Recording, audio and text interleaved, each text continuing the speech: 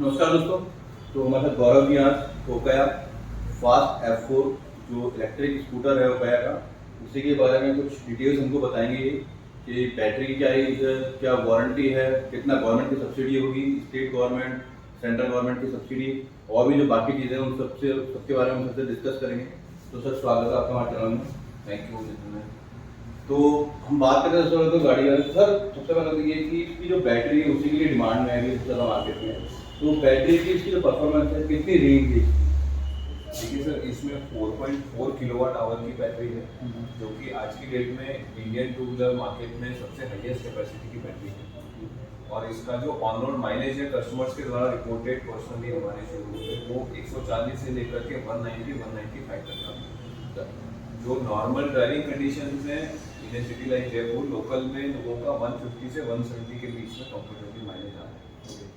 और हाईवे पे डिपेंड करता है स्पीड में, इस वजह से हाईवे पे भी इसका माइलेज किसी का लोअर साइड भी जाता है, 140-145 में भी जाता है अगर फुल थ्रॉटल चलाते हैं। अगर कम स्पीड पे माइलेज मेंटेन करके चलाते हैं तो 180 से 190 तक हाईवे पे चलता है। नेक्स्ट बात करते हैं बैटरी हमारे पास में, तो इसकी कितनी वारंटी क्या रहेगी बैटरी की?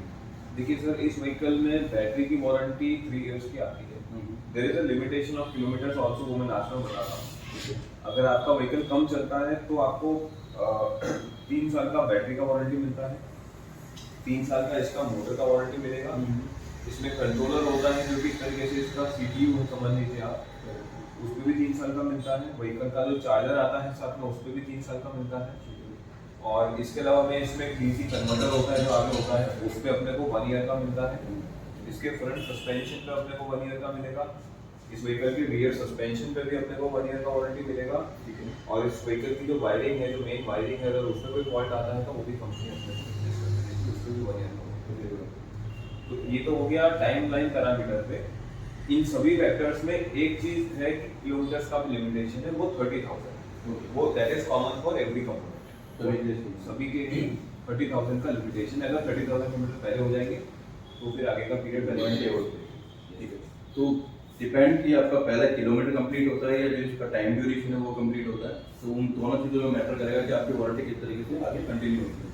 तो ये तो आपको देंगे कंट्रोलर मेन चीज़ आपके जो आपने बताइए हमको। नेक्स्ट बात करते हैं इसके बारे में, इसकी प्राइस रही क्या प्राइस है ऑन रोड इसके लिए कस्टमर्स के लिए? देखिए सर, ऑन रोड तो स्टेट टू स्टेट वेरी करेगा। मैं आपको एक्चुअल प्राइस बता सकता हूँ। इसका जो सर प्राइस है वो स्टेट टू स्टेट वेरी करेगा। मैं आपको ऑन रोड प्राइस वेरी करेगा, बेशक हर स्टेट के टैक्सेस और आरटीओ की पॉलिसी चल रहा है। जो एक्स शोरूम प्राइस है, जो अपने व्हीकल का प्राइस है, वो 1,09,000 है। इसमें जो सब्सिडी आती है सर, इलेक्ट्रिक व्हीकल्स में जो रजिस्टर्ड होते हैं आरटीओ वाले होते हैं, उनमें 2 तरह की सब्सिडी आती है। एक सेंट्रल गवर्नमेंट की होती है जो मैन्युफैक्चरर को मिलती है, दूसरी स्टेट गवर्नमेंट्स की होती है वो डायरेक्ट कंज्यूमर को। इस व्हीकल पे सेंट्रल गवर्नमेंट की सब्सिडी आज की डेट में 66,000 रुपीज। तो बेसिकली इस व्हीकल का एक्चुअल एक्स-शोरूम प्राइस तो 1,75,000 है, जिसमें से कंपनी 66,000 का वो सब्सिडी का डिस्काउंट करके इस व्हीकल को 1,09,000 में कंज्यूमर तक पहुंचा रहा है। और जो स्टेट गवर्नमेंट की अपन यहाँ की बात करें, राजस्थान में यहाँ पे स्टेट गवर्नमेंट की तरफ से इस व्हीकल पे 15,000 रुपीज का सब्सिडी वो डायरेक्ट कंज्यूमर के पास आता है। वो कंज्यूमर के पास में आता है। जो व्हीकल खरीदते समय हम डॉक्यूमेंट्स लेते हैं उनमें कैंसर चेक लिया जाता है, हमें पासबुक की कॉपी ली जाती है, वो होती है बैंक अकाउंट डिटेल वेरिफिकेशन की, जिसमें सब्सिडी आएगी उसका कॉपी गवर्नमेंट को जाता है, तो उसी अकाउंट में गवर्नमेंट डायरेक्ट। ये तो बात होगी कि सब्सिडी की अमाउंट, तो ये सब्सिडी के जो 1,09,000 का अमाउंट है सब्सिडी के बाद में है जो स्टेट गवर्नमेंट की है या उसके अलावा? नहीं सर, एक्चुअली में सब्सिडी होता है बेसिकली रिवर्समेंट मॉडल पे है। तो एक बार आप जो शोरूम ओनर को प्राइस देंगे, ब्रांड को प्राइस पे करेंगे, आपको 1,09,000 व्हीकल का प्राइस पे करना होगा। After a certain point of time, जैसे अभी वर्तमान में बात करें तो राजस्थान में 2 से 3 महीने का समय लग रहा है। उतने पीरियड के बाद में सब्सिडी अकाउंट्स में पहुंच रही है, तो वो बाद में आ गई, तो वो आपका गेज है। 1,09,000 के अलावा है 1,09,000 में से फिर आपको आपके 15,000 रुपीज रिइंबर्स मिलेंगे। तो मेरे को अराउंड 90 पड़ेगी। तो बहुत सही है। प्लस रेंज की हमने बात की थी कि रेंज भी काफ़ी अच्छी है इसकी। तो सर इसमें नेक्स्ट चीज़ एक और होगी कि EMI ऑप्शन भी अवेलेबल है या कैसे रहेगा? हाँ सर, बेशक EMI तो हमें से ही दिया नहीं होगी इकोनॉमी, तो बड़े आइटम्स लेने के लिए आम आदमी को आमतौर पर लोन वगैरह तो इसमें फैसिलिटीज काफ़ी हैं। इसमें अपन HDB है जो कि HDFC का सबसे कंसर्न है, हम उससे लोन ले सकते हैं। मैं आपको बता रहा इसमें कोटक महिंद्रा है, HDB है, IDFC फर्स्ट है, पेटेल एक ऑनलाइन प्लेटफॉर्म है जो कि बहुत इंस्टेंटली लोन देता है, जिसमें बहुत ज़्यादा डॉक्यूमेंट्स की जरूरत नहीं, उनके थ्रू होता है। शॉप से नाम से भी एक एप्लीकेशन। नेक्स्ट हम बात करते हैं इसके बारे में। तो अगर मैं बात करूँ इसकी जो बैटरी की जो किस टाइप की बैटरी है इसमें।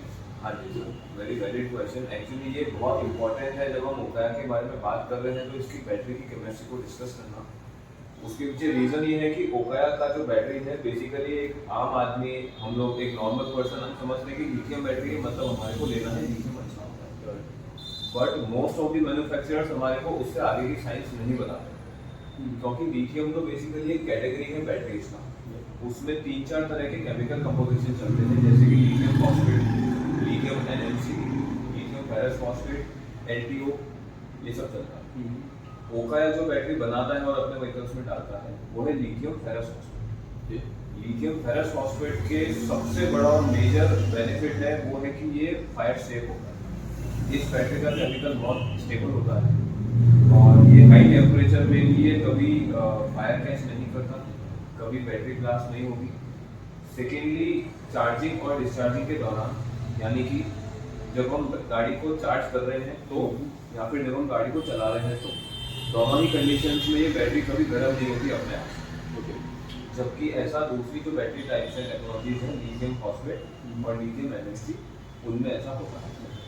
और जो भी हम इंसिडेंट्स देख रहे हैं, हमने सुने हैं, अभी गर्मी का सीजन आया था, साउथ इंडिया में काफ़ी केसेस हुए थे, जो भी हॉट स्टेट्स हैं, गर्म स्पेसेस है, वहाँ पे ऐसा हुआ था। या जिन्होंने लगातार लंबी ड्राइविंग करी या व्हीकल को चार्जिंग से निकाल के तुरंत चलाने ले गए, वहाँ पे हमने देखा कि बैटरी के फायर के, बैटरी ब्लास्ट के केसेस बहुत सारे।